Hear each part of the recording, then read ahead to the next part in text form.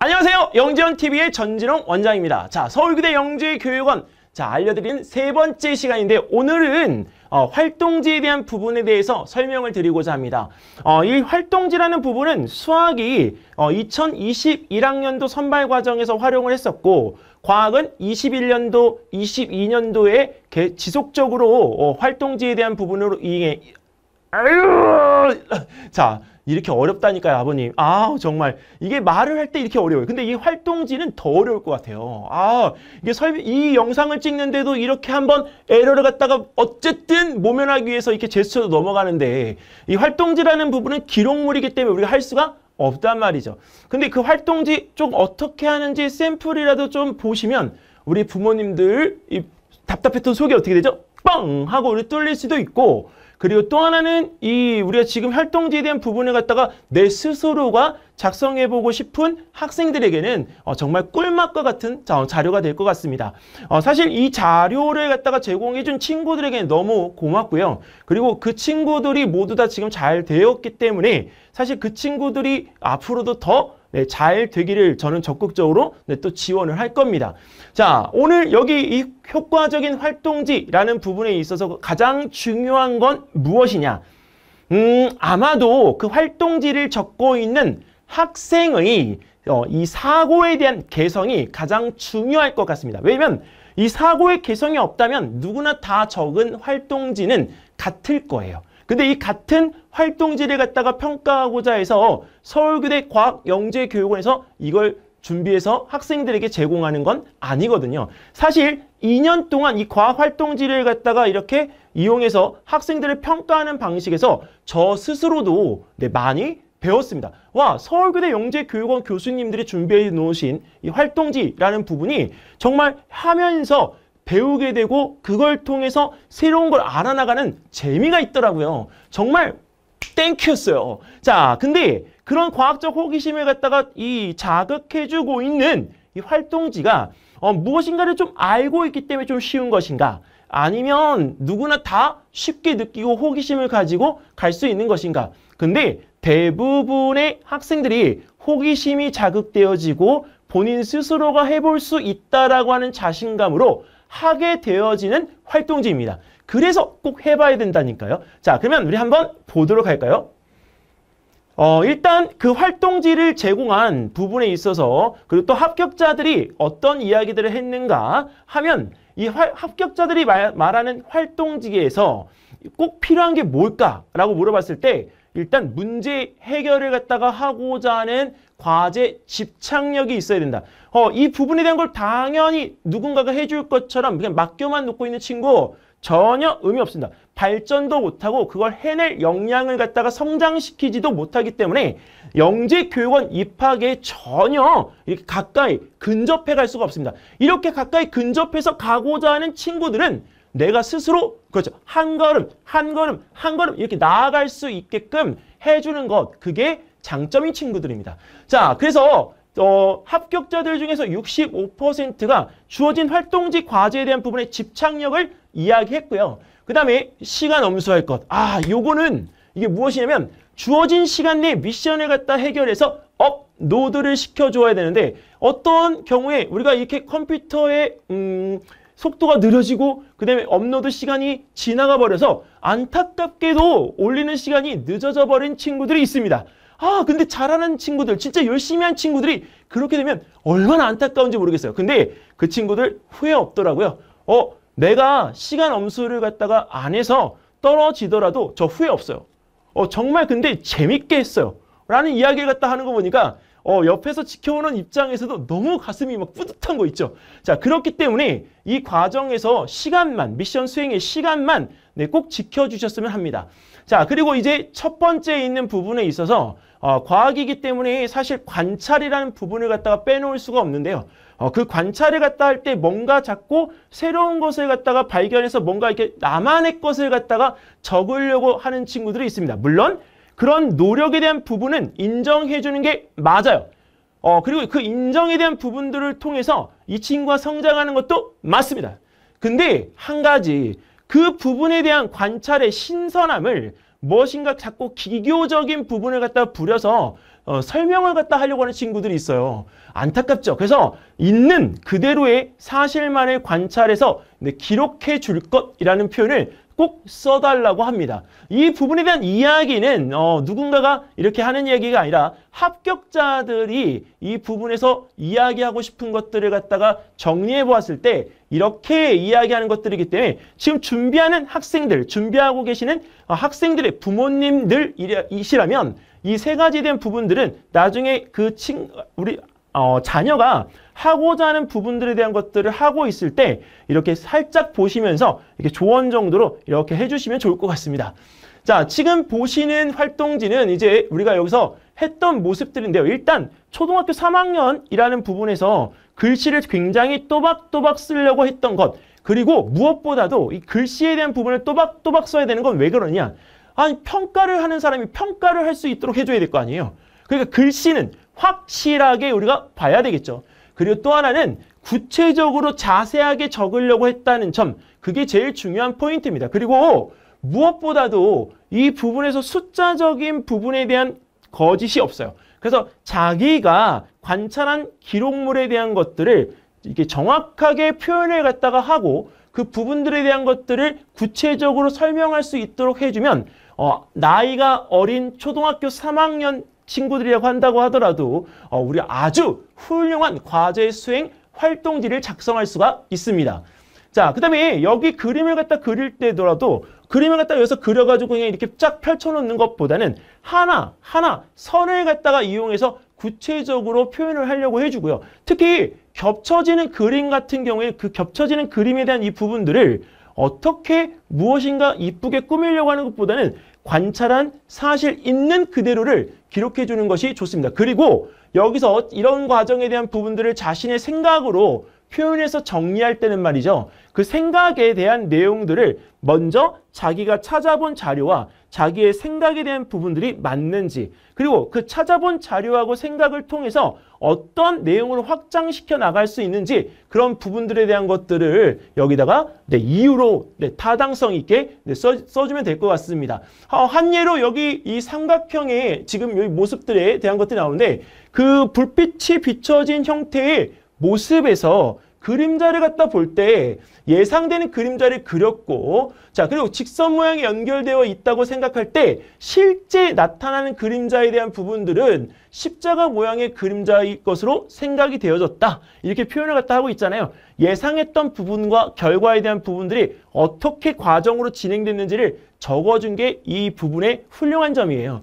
자, 그리고 식물 같은 거 적을 때도 내가 관찰할 수 있는 부분들, 사실 여기서 조금 아까운 거는 이 꽃에 대한 부분들을 갖다가 그릴 때 여기 이 부분에 우리 꽃봉오리에서 나온 꽃들이 우리가 꽃턱, 그 다음에 우리가 꽃자루, 그 다음에 꽃받침, 그 다음에 꽃잎, 암술, 수술까지의 크기까지, 길이까지 정확하게 우리가 표현을 할 수 있었다면 더 할 나위 없이 좋았을 거라고 생각이 됩니다. 그런데 초등학교 3학년이잖아요. 그러니까 그 부분에서 그런 구체성을 갖다가 띈다고 하면 정말 관찰력이 좋은 초등학교 3학년인 거죠. 그래서 그런 내용에 대한 부분들을 갖다 이렇게 길이나 이런 것들을 이용해서 정확하게 그림으로 그리고 이것을 갖다가 사람에게 전달할 때 구체적인 문장으로 전달하는 것까지 하면 베스트. 자, 그리고 이 초등학교 4학년인 친구가 우리가 작성했던 활동지인데 사실 이 친구는 선생님이 개인적으로 아끼는 제자 중에 한 명입니다. 우리나라에 정말 천재가 태어나지 않았을까. 근데 공부를 잘해서 천재인 것보다도 이 친구가 진짜 사고적인 부분에 대한 독창성이 뛰어나고요. 탐구적인 부분에 있어서 보는 시각 자체가 좀 달라요. 그래서 저는 이 친구가 나중에 연구를 갖다가 하게 되어지면 저희 나라에 정말 많은 혜택이 있을 걸로 예측이 되어집니다. 정말 이 미래가 막 가슴이 뛰게 막 두근두근 되는 제자 있잖아요. 그런 제자예요. 근데 이런 제자가 지금 여기서 할 때 나침반 주변에 다양한 물건을 가져다 대며 관찰할 수 있었습니다. 이렇게 했는데 조작하면서 관찰한 거 보통 적으면요. 보통 2가지, 3가지, 많이 적어야 5가지 정도 적을 거예요. 근데 이 친구는 이게 만져도 보고 돌려도 보고 가져다도 대보면서 나침반이 어느 방향으로 회전하는지 움직이는지 끌려가는지 그것들을 다 적었어요. 그러니까 적은 개수가 1, 2, 3, 4, 5, 6, 7, 8, 네, 밑에 또 있어요. 10개까지. 네, 다른 친구들보다 훨씬 더 많고 내용도 굉장히 충실도가 높습니다. 그런데 영재교육원에서 보통 우리가 이제 이런 테스트를 갖다 볼 때 지필고사에서 5가지 적으시오 한다고 5가지만 적으면 저희가 약간 이게 넘어가는 얘기로 영재가 아닌가 봐 이렇게 얘기를 합니다. 보통 5가지를 적으라고 하면 2배수인 네, 10가지를 적어라 이렇게 얘기를 해요. 우리가 이 대학부설 영재교육원에서 이런 부분도 있지만 교육청 영재교육원에서도 평가를 갖다 할 때 적으라는 개수의 이상을 적으라고 할 때는 그 가지수만큼만 적는 게 아니라 네, 그 가지수 이상을 적도록 우리가 연습을 시킵니다. 근데 그런 연습 과정을 통해서 하다가 보면 이 머리가 자꾸 주변의 것들을 확장해서 보게 되니까 머리의 이 크기가 점점 네, 커지게 되는 거예요.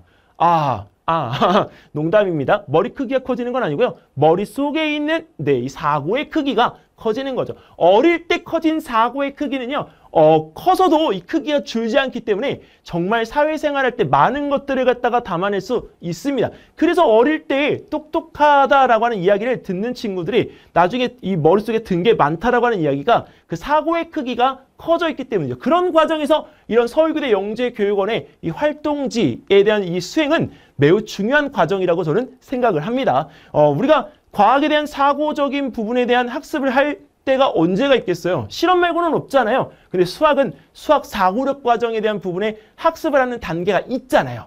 근데 과학은 없다고요. 그러니까 이런 과정이 필요한 거예요. 그리고 앞으로 고입에서도 대입에서도 이러한 과정으로 지금 입시가 바뀌어가고 있기 때문에 이 탐구적 활동에 대한 부분들에 대한 연습은 초등학교 때 매우 필요합니다. 만약에 영재교육원의 합격과 상관이 없다고 하더라도 매년 3학년, 4학년, 5학년까지 이런 탐구 활동에 대한 부분에 응시를 해서 자기 스스로가 즐겨본다고 하는 것 너무나 좋을 것 같습니다. 그러면 서울교대 영재교육원뿐만 아니라 네, 고려대학교 영재교육원에 대한 부분들도 하나의 좋은 예가 될 것 같습니다.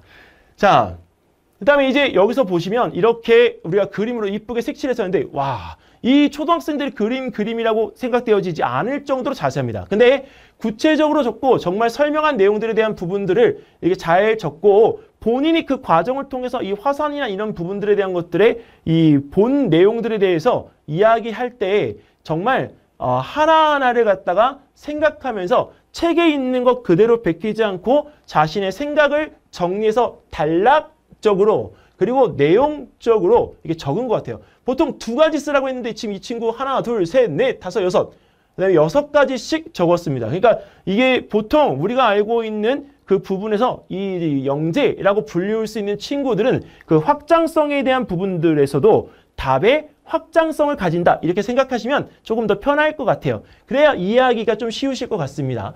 초등학교 5학년인 친구는 이 부분에서 매미의 일생에 대한 부분의 수행평가 중에서 지금 매미에 대한 일생에 대해서 단계적으로 변하고 있는 모습을 그림과 함께 이렇게 글로 설명했는데 글씨 너무나 이쁘게 잘 적었죠. 그리고 그 과정에서 이런 매미에 대한 관찰 부분을 갖다가 우리가 볼 때 실제로 이 관찰한 모습들에 대한 부분들을 크기 촬영하는 것 구체적으로 어떻게 나타내고 있는지 사진 촬영해서 지금 내놓았고요. 그리고 이 부분에서 전체적인 모습을 볼 때 한쪽만 관찰하지 않고 우리가 위, 옆, 그다음에 아래쪽, 앞쪽에서 다 관찰한 모습들을 세세하게 우리가 기록을 갖다 한 것입니다. 자, 그리고 이 부분에서 이 활동지에 대한 부분들을 갖다 그릴 때도 보통 우리가 그림에 대한 부분을 쓱쓱쓱 잘 못 그리는 친구들은 대충 그려서 이 부분들에 대한 것들을 작성하는 경우가 있습니다.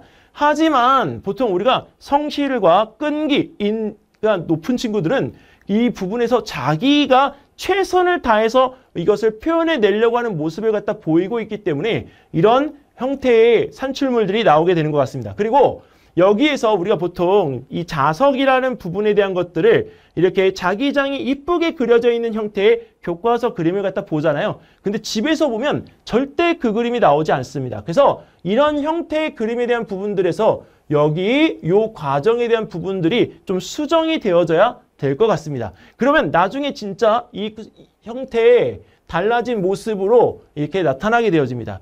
자, 그러면 여기까지 작성되어진 활동지 잘 보셨나요? 근데 가끔 이제 활동지에 대한 부분에서 오류가 나오는 경우에는 이렇게 문자 공지가 나오게끔 되니까 당황하지 마시고요. 그 과정에 대한 부분들을 아직 제출 전이시면 그 제출한 후가 아니기 때문에 일부 그 조정되어진 부분만 수정을 갖다가 하셔서 다시 파일을 갖다가 업로드 시키시면 될 것 같습니다. 자,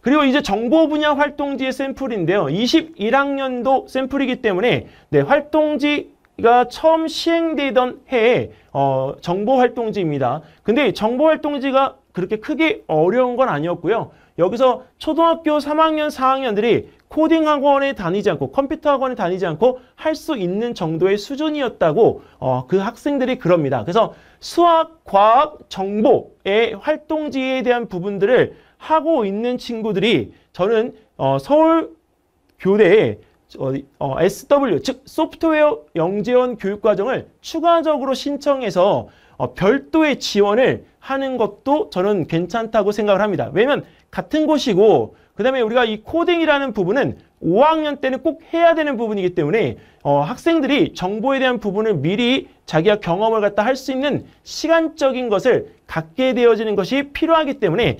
정보영재교육원, 그 다음에 소프트웨어 영재교육원 또는 과학영재교육원과 그 다음에 소프트웨어 영재교육원 이렇게 해서 지원을 갖다가 해보시면 나중에 어느 한 부분에 대한 것들은 본인이 충분히 합격을 할 수가 있으니까 이렇게 안전장치로 하나를 더 해놓으시는 것도 괜찮다고 생각이 됩니다.